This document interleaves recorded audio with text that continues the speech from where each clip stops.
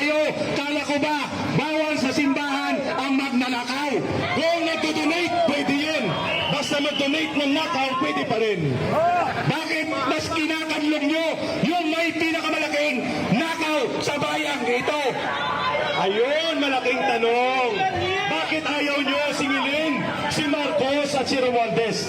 Bakit ayaw nyong papanagutin ang punong kriminal at punong salarin sa punot dulo ng pandarambong? Bakit tahimik kayo? Galit kayo kay Presidente Duterte dahil binungara kayo para magising kayo.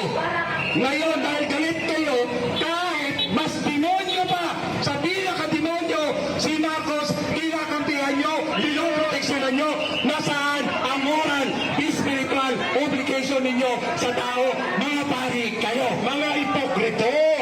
Yun po ang tinatawag na ipokrito. Ayaw nyo sa kunwari pumapatay ng mga kriminal, durugista at mga sindikato at kurap.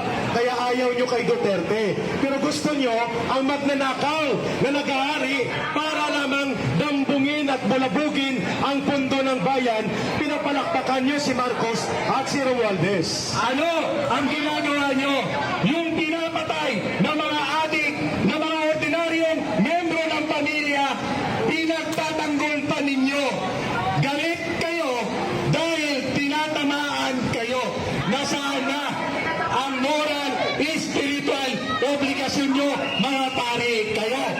Kaya sa araw na ito, dito tayo nagtitipon sa EDSA.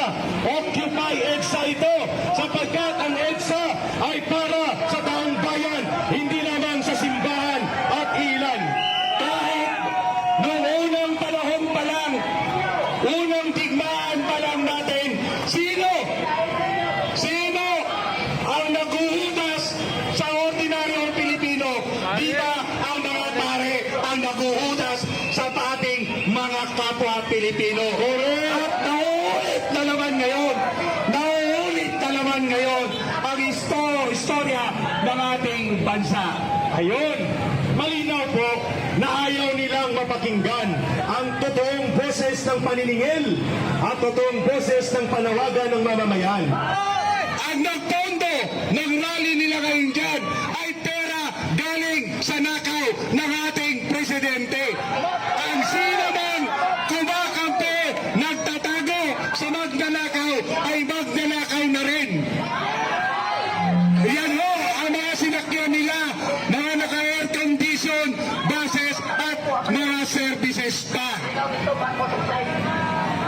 Ayan po ang katotohanan sa nangyayari sa bayan natin.